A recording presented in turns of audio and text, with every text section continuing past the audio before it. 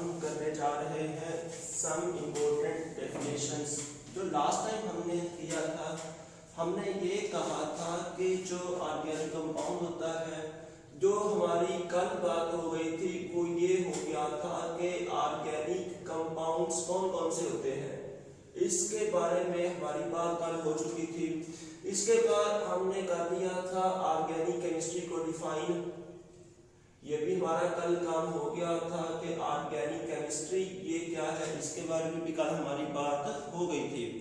और जो हमने आज करना है, आज हमने करना है सम बेसिक डेफिनेशंस या सम इम्पोर्टेंट डेफिनेशंस। तो पहले जरा मैं आपको ये बता देता हूँ कि ऑर्गेनिक कंपाउंड जो होते हैं वो कंपाउंड इतनी ज्यादा अमाउंट में एग्जिस्ट क्यों करते हैं।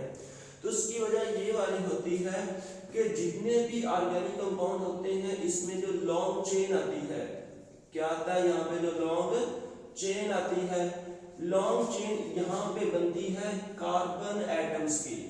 किसकी बनती है लॉन्ग चेन? कार्बन एटम्स की। यानी कि कार्बन एक दूसरे के साथ मिलने के बाद एक लंबी चेन बनाते हैं, और चेन में जब हमने कहना है तो जो कार्बन है, कार्बन आपस में कार्बन की जो लेंथ होती है चेन की, क्या होता है, जो लेंथ होती है चेन की, वो डिसाइड करती है कि जो कंपाउंड है, कंपाउंड का नाम क्या होगा। बात समझ आ गई? जो कार्बन में चेन लेंथ होती है उसने ये डिसाइड करना होता है कि ये जो कंपाउंड है ये कंपाउंड कौन सा होगा। मसलन हम ये बात कर लेते हैं कि मैंने कल जब आपको ये करवाया था कि अगर हमारे पास एक कार्बन वाला कंपाउंड होगा, हम इसको नाम दे देंगे मीथेन। ये क्या होगा? मीथेन होगा। इसके बाद अगर जो दो कार्बन वाला कंपाउंड आ जाएगा, इसको नाम दिया जाएगा इथेन। ये जब हमने ये देखा है कि इसमें दोनों में एक कार्बन का इजाफा हुआ है, ऊपर वाले कंपाउंड में एक कार्बन है और नीचे वाले कंपाउंड में दो कार्बन है। तो अब कार्बन की लेंथ बढ़ाने से, कार्बन के नंबर ऑफ एटम्स बढ़ाने की वजह से कंपाउंड क्या हो जाएगा, टोटल डिफरेंट हो जाएगा। तो ये इस तरह मैंने बोला था, जो चेन लेंथ है वो कंपाउंड को डिसाइड करती है। अब चेन में क्या आता है, तो हमारी कल थोड़ी सी बात हुई थी कि जो कार्बन है, इसकी देखें हम, तो हम ये कर देते हैं कि ये जो कार्बन एटम है, कार्बन में ये एबिलिटी होती है कि वो लॉन्ग चेन बनाता है, और उस लॉन्ग चेन को हमने कहा था कि कार्बन का लॉन्ग चेन बनाना कहलाता है कैटिनेशन। क्या कहलाता है? कैटिनेशन। अब कार्बन कैटिनेशन करता है और बाकी तमाम पीरियोडिक टेबल के जो एलिमेंट्स हैं वो कैटिनेशन नहीं करते। उसकी वजह क्या है कि ये कार्बन का एक अपना खास बिहेवियर है कि कार्बन आपस में बॉन्डिंग करने के बाद एक लंबी चेन बनाएगा, जबकि बाकी तमाम एटम ये फिनोमिना शो नहीं करते। अब उसकी वजह क्या है? उसकी दो वजह है। जो पहली वजह है वो ये वाली आ जाएगी कि जो कार्बन है ये टेट्रा वैलेंसी, या इसकी जो 4 होती है वो इसकी वैलेंसी है। क्या इसकी 4 है? वैलेंसी। इसकी 4 वैलेंसी होने के साथ साथ दूसरा ये क्या काम करता है, दूसरा ये काम करता है कि इसका जो बॉन्ड होता है between same atom, bond between same atom, यानी कि जब हमने बॉन्ड की बात करनी है तो ये कार्बन टू कार्बन बॉन्ड, ये क्या होगा? स्ट्रॉन्ग बॉन्ड होगा। ये क्या होगा जी? कार्बन टू कार्बन ये बॉन्ड स्ट्रॉन्ग होगा।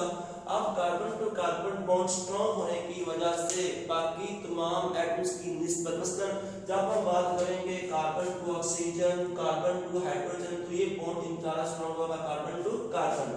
तो अब carbon to carbon bond strong होने की वजह से और उसकी वैलेंसी 4 होने की वजह से कार्बन क्या काम करता है?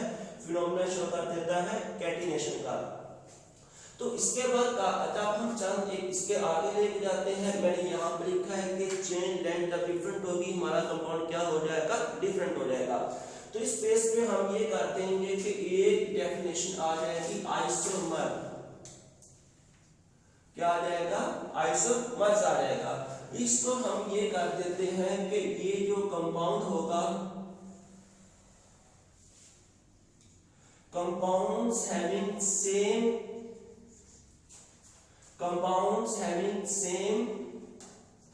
molecular formula, क्या होगा? Compounds having same molecular formula, लेकिन यहां पे बट डिफरेंट स्ट्रक्चरल फार्मूला। क्या होगा? But different structural formula.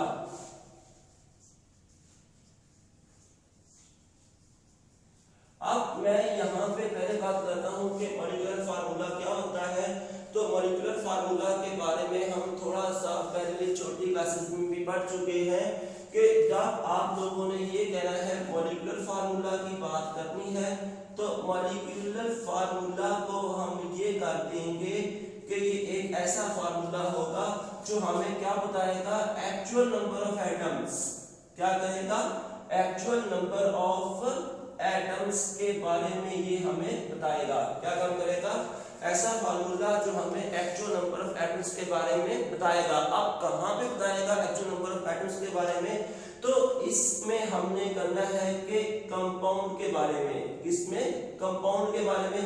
Compound के अंदर जितने भी एटमों की सही तादाद है, जो कंपाउंड को बनाने में एटम्स की तादाद आ रही है, तो उसके बारे में बताएगा। वो क्या कहलाएगा? मॉलिक्यूलर फार्मूला कहलाएगा। इसके बाद नंबर 2 हम आते हैं, जो नेक्स्ट फार्मूला हमने लिखा है यहाँ पे स्ट्रक्चरल फार्मूला। अब स्ट्रक्चरल फार्मूला क्या होता है? तो स्ट्रक्चरल फार्मूला जो होता है उसको हम यूं डिफाइन करेंगे कि ऐसा फार्मूला जो हमें बताएगा, क्या बताएगा? Orientation of atom. क्या बताएगा? Orientation of atoms in space. क्या काम करेगा? Orientation of atom in space हम बताएगा। हम उसको क्या नाम दे देंगे? वो होगा स्ट्रक्चरल फार्मूला। अब अगर मैं इन दोनों को आपस में देखता हूं कि मॉलिक्यूलर फार्मूला और स्ट्रक्चरल फार्मूला कैसे हो सकता है, तो मैंने ये लिखा है कि ये CH4 है, ये मीथेन का है मॉलिक्यूलर फार्मूला। ये फार्मूला हमें ये बता रहा है कि मीथेन को बनाने में एक कार्बन है और यहाँ पे हाइड्रोजन के एटम 4 है। तो इसकी जो एटॉमिसिटी होगी, इसकी जो एटॉमिसिटी होता है number of atoms in the compound या इन अ मॉलिक्यूल। तो उसमें कितने एटम्स आएंगे हम उसको नाम दे देंगे एटॉमिसिटी का, और इसकी एटॉमिसिटी कितनी होगी? 5 होगी। इस तरह की नजर आ रहा है कि यहाँ पे एक कार्बन है और 4 यहाँ पे क्या है? हाइड्रोजन है। तो ये उसकी क्या डिसाइड करेंगे? एटॉमिसिटी। और जब आपको ये पता चल जाएगा, ये क्या बनेगा? इसका मॉलिक्यूलर फार्मूला। अब उसके बाद जब इसका मैं स्ट्रक्चर ड्रा करता हूँ मीथेन का, तो मीथेन का स्ट्रक्चर कुछ यूं आएगा कि यहाँ पे कार्बन ड्रा कर देते हैं, आगे इसके साथ चारों एज इसके आ जाएंगे साइडों पे। तो वो फार्मूला जो हमें इसकी ओरिएंटेशन एटम के कंपाउंड में कौन सा एटम कहाँ पे पड़ा हुआ है, वो फार्मूला क्या होगा? उसका होगा जी स्ट्रक्चरल फार्मूला। तो हमने यहाँ पे ये कहा कि compound having same molecular formula but different structural formula, वो क्या कहलाएगा? उसको हम नाम दे देंगे, वो होगा आइसोमर। और ऐसा तरीकेकार जिसमें हम आइसोमर की स्टडी करेंगे, हम उसको नाम दे देंगे आइसोमेरिज्म। क्या वो कराएगा? आइसोमेरिज्म। तो यहाँ पे हमने 2 बातें की। एक हमने कहा कि आइसोमर क्या होता है और दूसरा क्या होता है? आइसोमेरिज्म क्या होता है। आइसोमर के बारे में मैंने ये किया कि ऐसे कंपाउंड जिनका फार्मूला तो एक जैसा होगा लेकिन स्ट्रक्चर क्या होगा? वो डिफरेंट होगा।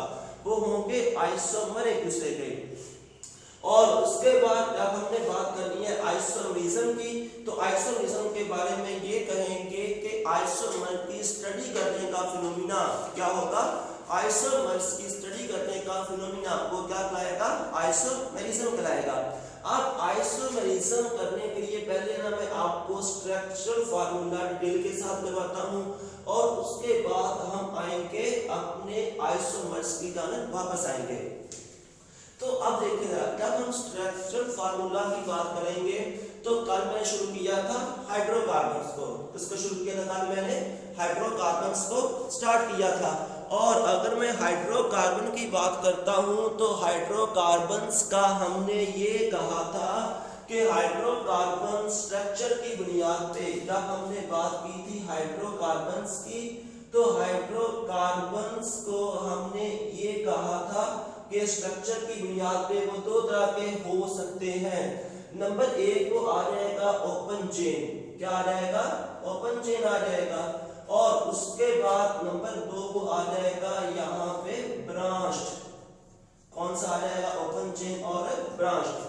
अब ओपन चेन को हम जब डिफाइन करेंगे तो हम यहाँ पे ये करेंगे, मैं पहले एग्जांपल देता हूँ और उसके बाद आपको उसकी तरफ वापस ले जाऊंगा।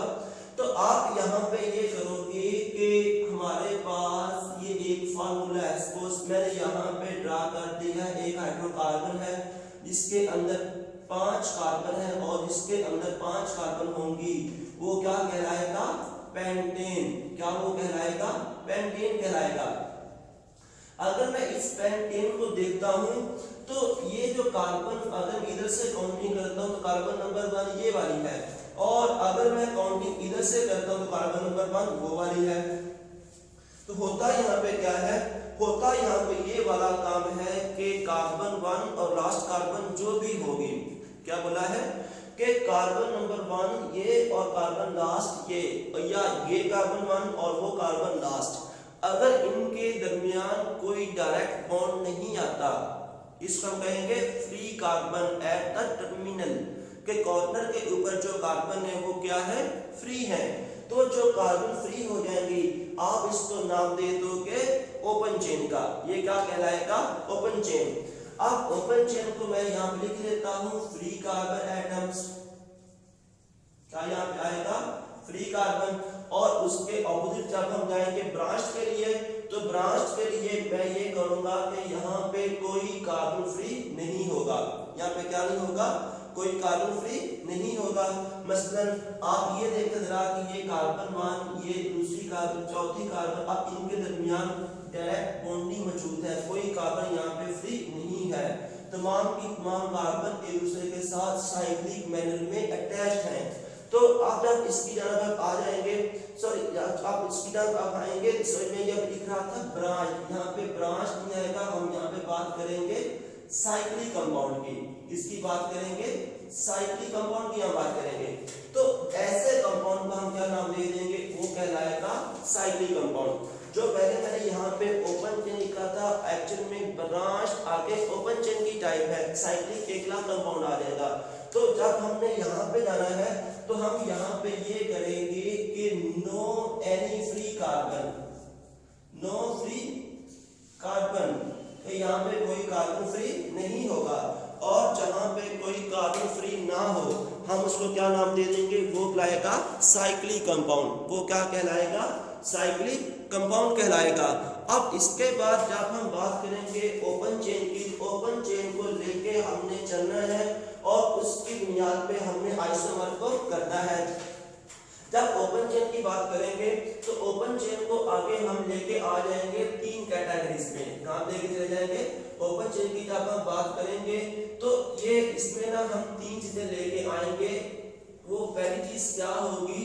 पहली चीज ये होगी कि अगर हम ये कर देते हैं ओपन चेन की बात, इसमें पहला आ जाएगा स्ट्रेट चेन।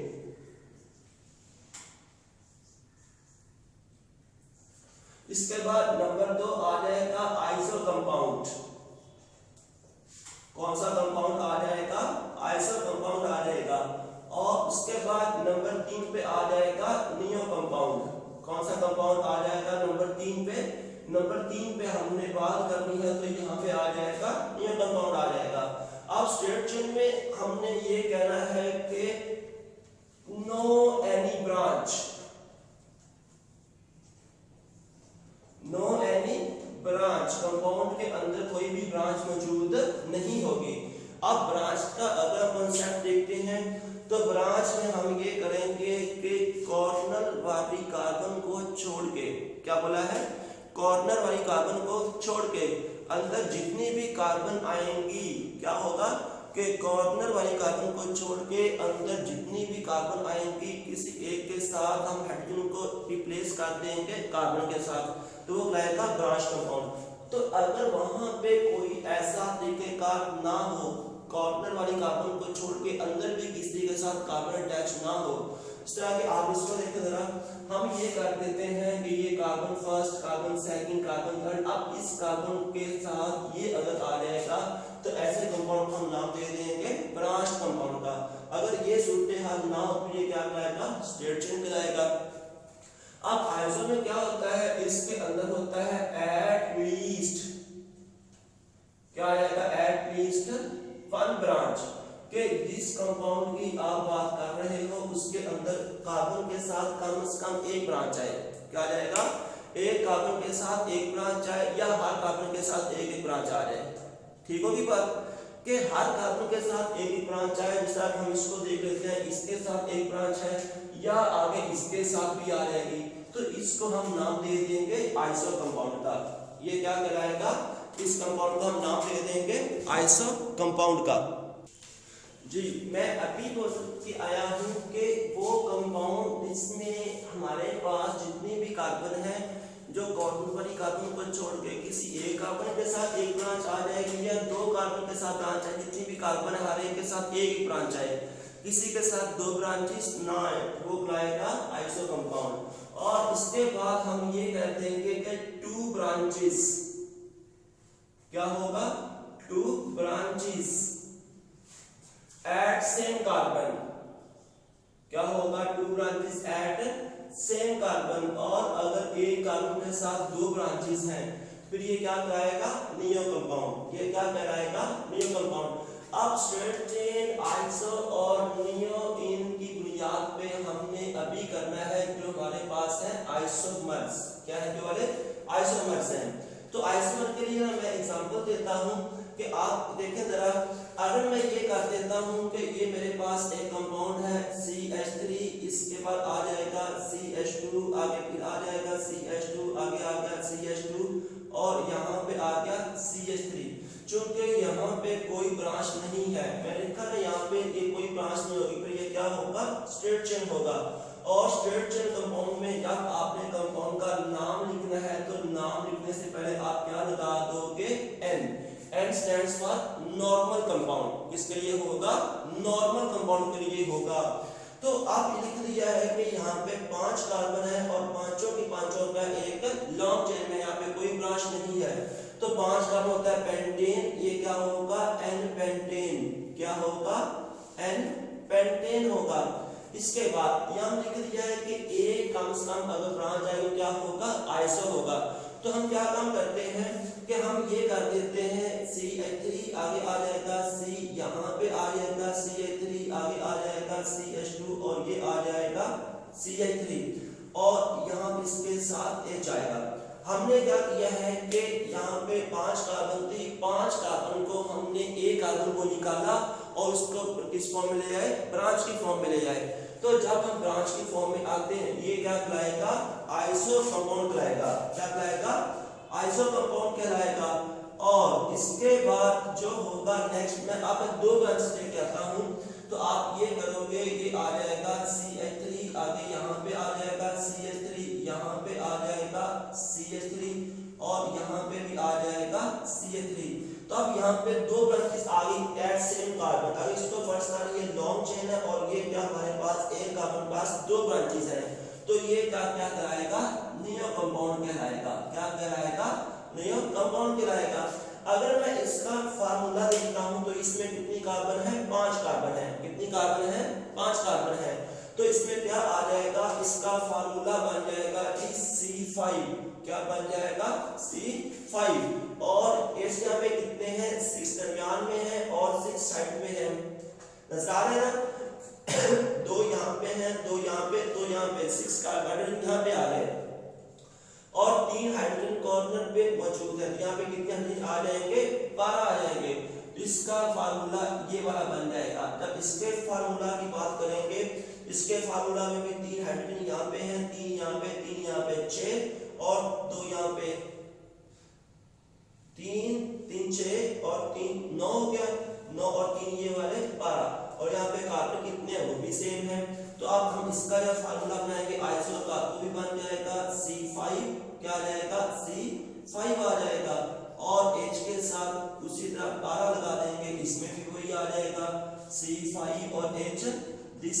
तो हम जब देखा कि ये हमारे पास नॉर्मल कंपाउंड है उसके बाद ये हमारे पास आइसो कंपाउंड है और ये हमारे पास क्या है नियो कंपाउंड है।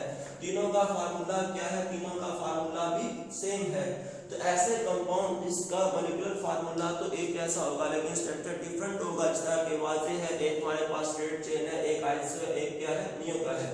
ऐसे कंपाउंड को हम क्या नाम दे देंगे ऐसे कंपाउंड को हम कहेंगे आइसोमर और जिसमें इस आइसोमर की स्टडी करेंगे वो क्या कहलाएगा आइसोमेरिज्म कहलाएगा वो क्या कहलाएगा आइसोमेरिज्म।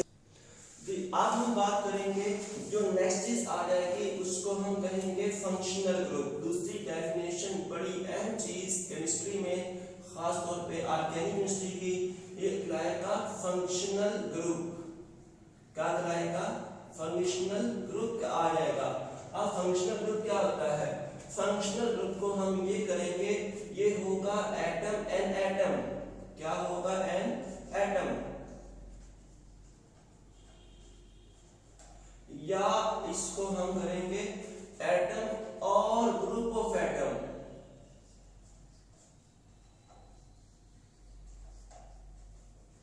अब इस एटम या ग्रुप ऑफ एटम्स ने क्या काम करना है इसके साथ और भी लगा सकते हैं। पहला हमने लगा दिया कि एटम आ सकता है उसके बाद मैंने कहा कि ग्रुप ऑफ एटम आ जाएगा या हम इसकी करेंगे इसके अंदर आ जाएगा bonding in the compound are bonding. अब बॉन्डिंग में किसको आप लेके चलोगे कि हमने ये कहना है कि कंपाउंड के दरमियान सिंगल बॉन्ड आ जाएगा डबल बॉन्ड आ जाएगा या ट्रिपल बॉन्ड आ जाएगा। तो इसको हम नाम दे रहे हैं बॉन्डिंग ऑफ कंपाउंड का। क्या ये कहला रहा है बॉन्डिंग ऑफ कंपाउंड। तो एन एटम और ग्रुप ऑफ एटम और बॉन्डिंग। अब इसने क्या काम करना है इसने डिसाइड करना होता है स्पेसिफिक प्रॉपर्टीज।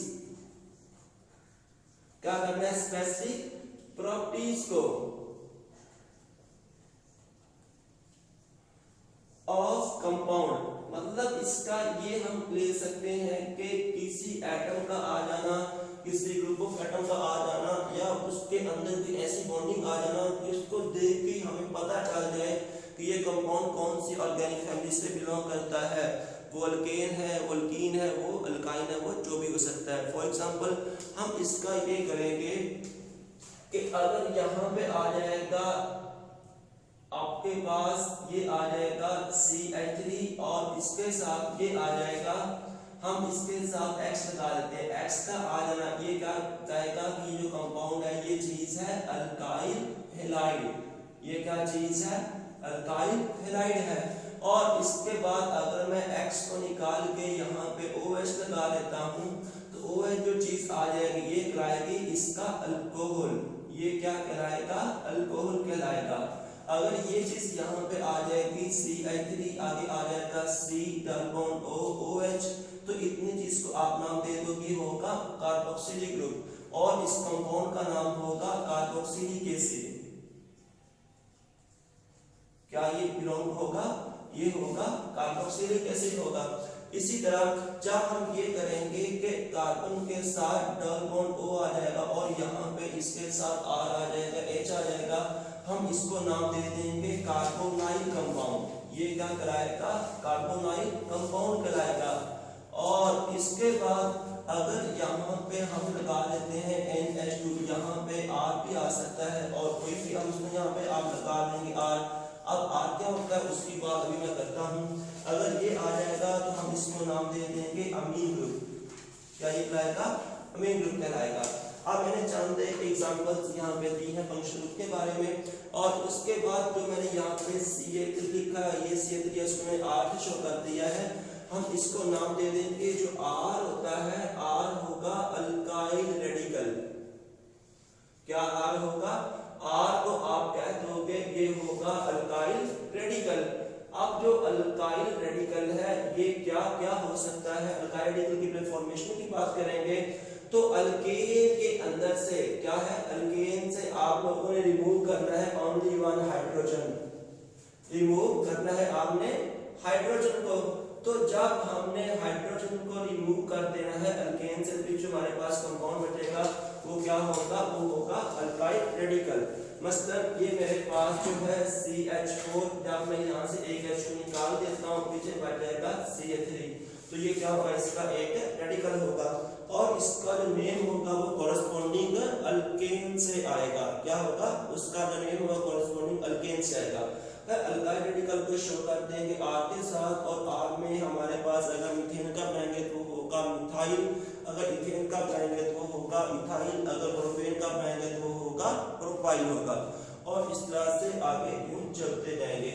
तो ये आज हमने किया है कि फंक्शनल ग्रुप क्या होता है, उसके बाद स्ट्रक्चरल फार्मूला, उसमें हमने किया कि मॉलिक्यूलर फार्मूला कर लिया, और उसके बाद हमने किया है कि कंपाउंड में जब हमने करना है तो उसको कैसे कैसे हम उसका आइसोमर बनाएंगे, और इसके बाद बाकी इंशाल्लाह हम नेक्स्ट टाइम वीडियो के साथ आगे इसके नेक्स्ट करेंगे डेफिनेशंस को।